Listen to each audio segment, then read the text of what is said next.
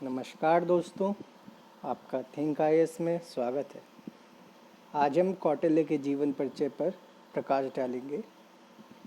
कौटिल्य की विदेश नीति के संबंध में विचार करेंगे। कौटिल्य के अनुसार विदेश नीति के सफल संचालन हेतु निम्नलिखित सिद्धांतों का ज्ञान एवं पालन किया जाना आवश्यक है। पहला है मंडल सिद्धांत, दूसरा है विदेश नीति के 6 तत्व जिसको हमने षटगुण का नाम दिया है, तीसरा है चातुर्गुण जिसको 4 उपाय कहा गया है, चौथा है राजदूत। अब हम मंडल सिद्धांत के बारे में जानते हैं। कौटिल्य के अनुसार राजा का लक्ष्य राज्य की सुरक्षा के साथ साथ राज्य का विस्तार करना भी होता है। इस उद्देश्य की पूर्ति करने हेतु कौटिल्य ने मंडल सिद्धांत का प्रतिपादन किया है। मंडल सिद्धांत के अनुसार अंतर्राष्ट्रीय राजनीति के केंद्र में विजिगीषु विजेता या विजय की इच्छा रखने वाला राज्य होता है। विजिगीषु की सीमा से लगा हुआ राज्य शत्रु प्रकृति का होता है, जबकि शत्रु की सीमा से लगा राज्य परंतु विजिगीषु की सीमा से नहीं लगा हुआ शत्रु का शत्रु व विजिगीषु का मित्र होता है। मंडल सिद्धांत में मित्र और शत्रु की परिकल्पना की गई है। इसमें एक राज्य शत्रु राज्य है और दूसरा राज्य मित्र राज्य है। तो इसमें 12 राज्यों के बारे में बताया गया है। पहला है विजिगीषु, दूसरा अरि, तीसरा मित्र, चौथा अरिमित्र, पांचवा मित्रामित्र, छठा अरिमित्रामित्र, सातवां पार्षणिग्राह, आठवां आक्रदा, नौवां पार्षणिग्राहसार, 10वां आक्रंदासार, 11वां मध्यम राज्य, 12वां उदासीन राज्य। उदासीन राज्य ऐसा राज्य है जो सारे राज्यों से कटा हुआ है और ये शत्रु राज्य है। बाकी मित्र राज्य कौन सा है? विजिगीषु। उसके और कौन कौन से मित्र राज्य हैं? विजिगीषु का मित्र है मित्र, तीसरा नंबर, फिर 5वां नंबर मित्रामित्र, फिर 11वां नंबर आक्रांदासार, 8वां नंबर आक्रांदा, फिर 10वां नंबर मध्यम राज्य और 12वां नंबर उदासीन राज्य। बाकी सब शत्रु राज्य हैं। विजिगीषु की विजय मात्रा में आगे क्रमशः अरि मित्र, अरिमित्र, मित्रामित्र, अरिमित्रामित्र ये 5 राजा आते हैं। इसी प्रकार विजिगीषु के पीछे क्रमशः पार्षणिग्राह पीठ का शत्रु, आक्रांदा, पार्षणिग्राहसार और आक्रंदासार ये 4 राजा होते हैं। इसके अतिरिक्त 2 अन्य राज्य होते हैं। प्रथम वह जिसकी सीमा विजिगीषु तथा और दोनों के समीप हो तथा जो दोनों में से किसी की भी सहायता कर सकता हो उसे मध्यमा कहा जाता है। द्वितीय वह जिसकी सीमा विजिगीषु या अरि या किसी भी राज्य की सीमा से ना मिलती हो और जो सबसे समर्थ हो उसे उदासीन कहते हैं।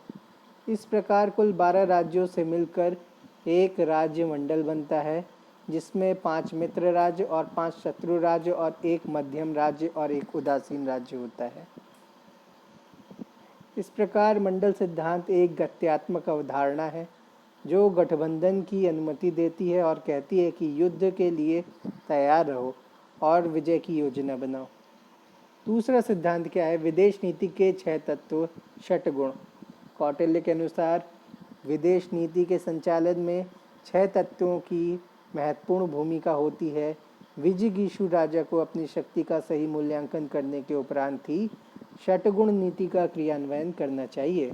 षटगुण निम्नलिखित हैं। पहला है संधि, 2 राज्यों का कुछ शर्तों पर मेल। दूसरा है विग्रह, राज्य हित में संधि तोड़ना। तीसरा है आसन, उपेक्षा करना। चौथा है यान, चढ़ाई करना। 5वां है संशय, आत्मसंपूर्ण करना। छठा है द्वैधिभाव, संधि और विग्रह दोनों से काम लेना। अब तीसरा जो तीसरा है चातुर्गुण्य। चातुर्गुण में 4 उपाय के बारे में कहा गया है। इस सिद्धांत में कौटिल्य के अनुसार विदेश नीति संबंधी षटगुण नीति का पालन चतुर्गुण्य 4 उपायों द्वारा किया जाना चाहिए, जिसमें पहला है साम, विरोधी राजा को मैत्री भाव से बातचीत के द्वारा समझा बुझाकर अपने पक्ष में करना। दूसरा है दाम, विरोधी राजा को धन देकर अपने पक्ष में करना। तीसरा है भेद, शत्रु एवं उसकी प्रकृति के बीच में भेद उत्पन्न करना। चौथा है दंड, विरोधी राजा को भयभीत करके अपने पक्ष में करना। इस प्रकार दंड का आशय सीधे बल प्रयोग की नीति से नहीं बल्कि युद्ध पूर्व धमकी से है। तो इस प्रकार चातुर्गुण में 4 उपाय बताए गए हैं: साम, दाम, दंड, भेद। कौटिल्य के अनुसार विदेश नीति के संचालन में इन्हीं 4 उपायों का इसी क्रम में पालन करना चाहिए।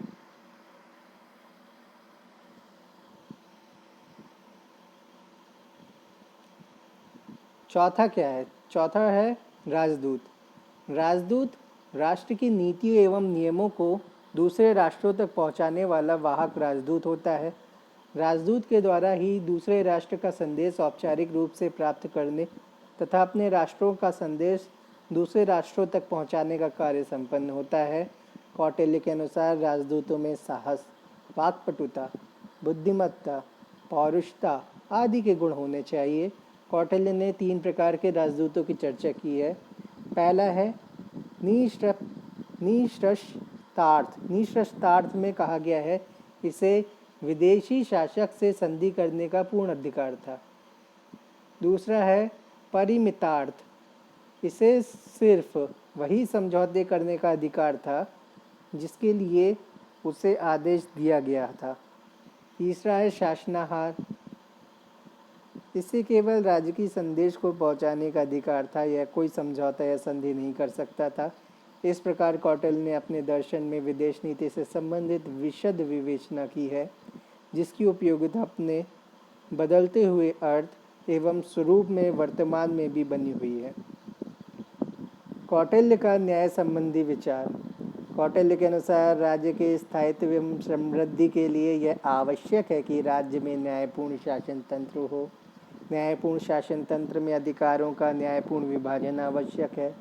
इसी तथ्य को दृष्टिगत रखते हुए कौटिल्य ने मौर्यकालीन न्यायालयों को 2 भागों में विभक्त किया है, जो निम्नलिखित हैं। पहला धर्मस्थलीय, जिसको हम धर्म स्थायी न्यायालय कहते हैं। इसकी तुलना आधुनिक दीवानी न्यायालयों से की जा सकती है। इसका मुख्य न्यायाधीश धर्मस्थ कहलाता था। दूसरा है कंटकशोधन। कंटकशोधन न्यायालय, इसकी तुलना आधुनिक फौजदारी न्यायालयों से की जा सकती है। इसका मुख्य न्यायाधीश प्रादेशिक कहलाता था। प्रत्येक न्यायालय में 6 न्यायाधीश होते थे। इसमें 3 विधि विशेषज्ञ और 3 नामात्य होते थे। कौटिल्य के अनुसार विधि के 4 स्रोत थे। पहला है धर्म, सत्य पर आधारित कानून। दूसरा है व्यवहार, साक्ष्यों पर आधारित निर्णय। तीसरा है चरित्र, अगर पारस्परिक सहमति से कोई ऐसा व्यवहार तय हो जो नियम विरुद्ध हो तो उसे नहीं मानना। चौथा है राजाज्ञा, राजा द्वारा जारी किया गया आदेश। कौटिल्य ने मृत्युदंड सहित कठोर दंड व्यवस्था का विधान किया है। शारीरिक दंड की अपेक्षा आर्थिक दंड का ज़्यादा प्रचलन था। पराजित राजा एवं युद्धबंदियों के साथ मानवीय व्यवहार किया जाता था। इस प्रकार कौटिल्य ने भेदभाव रहते एवं मानवाधिकारों सहित न्यायपूर्ण समाज की स्थापना पर बल दिया था। कौटिल्य का नैतिकता संबंधी सिद्धांत। इसमें कौटिल्य एक यथार्थवादी राजनीतिक विचारक थे। उन्होंने अपने दर्शन में राज्य हित को सर्वोपरि माना है तथा इसे साध्य रूप में स्वीकार किया है। यहाँ राजा का हित राज्य हित और यहाँ राज्य हित का आशय है राज्य की सुरक्षा, राज्य का विस्तार, कल्याणकारी एवं न्यायपूर्ण व्यवस्था की स्थापना। कौटिल्य के अनुसार राज्य हित अर्थात साध्य की प्राप्ति हेतु किसी भी प्रकार का साधन प्रयोग में लाया जा सकता है। कौटिल्य ने महात्मा गांधी के विपरीत साधन की पवित्रता को आवश्यक नहीं माना है। इस संदर्भ में कौटिल्य ने नैतिक साधकों की तो बात की है, किंतु नैतिक साधन की नहीं की। कौटिल्य ने कहा है नैतिक साध्य होना चाहिए, नैतिक साधन के बारे में उन्होंने कुछ भी नहीं कहा। कौटिल्य के उपर्युक्त यथार्थवादी विचारों की वजह से ही उसकी तुलना इटली के राजनीतिक विचारक मैकियावेली से की जाती है। यहाँ पे हम ऐसा भी कह सकते हैं कि मैकियावेली और महात्मा गांधी को कौटिल्य से कंपेयर किया जाता है।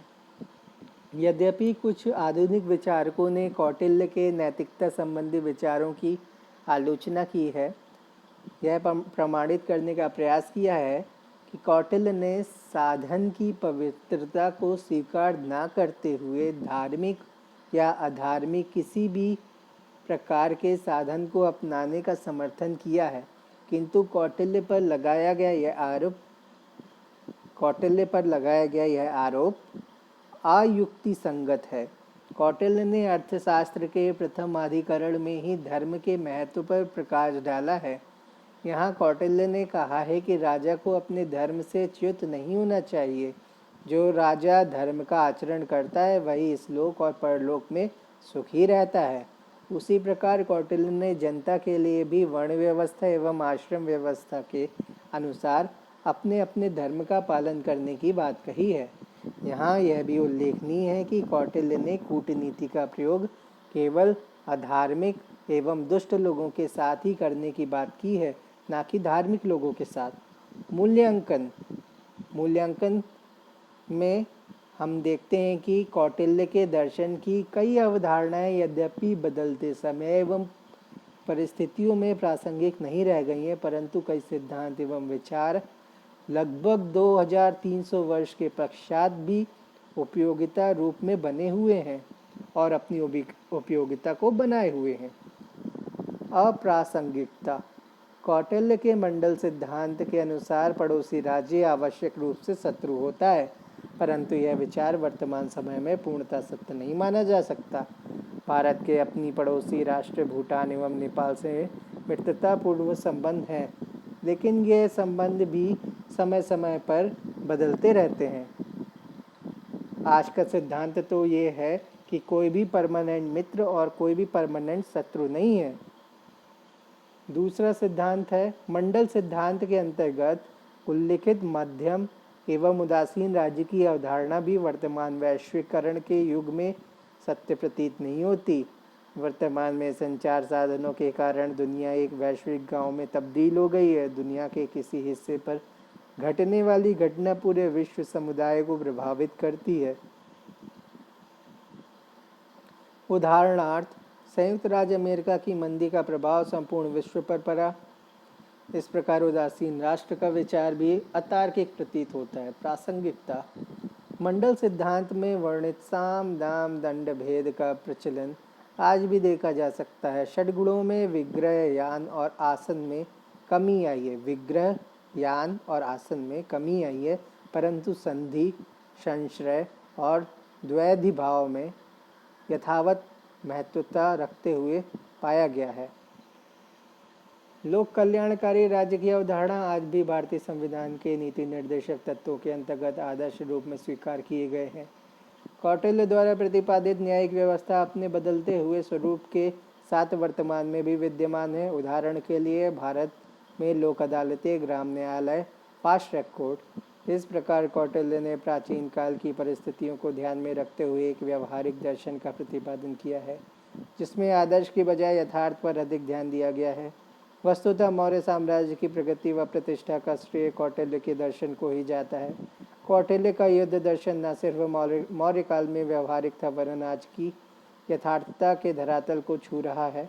कौटिल्य के संदर्भ में डॉक्टर S.C. सारकर का यह कथन सत्य प्रतीत होता है कि उसमें कौटिल्य में स्टालिन का प्रजातंत्र, हिटलर की निपुणता, विल्सन का विज्ञानवाद, चर्चिल का साम्राज्याभिमान और च्यांग की देशभक्ति एक साथ समायोजित है।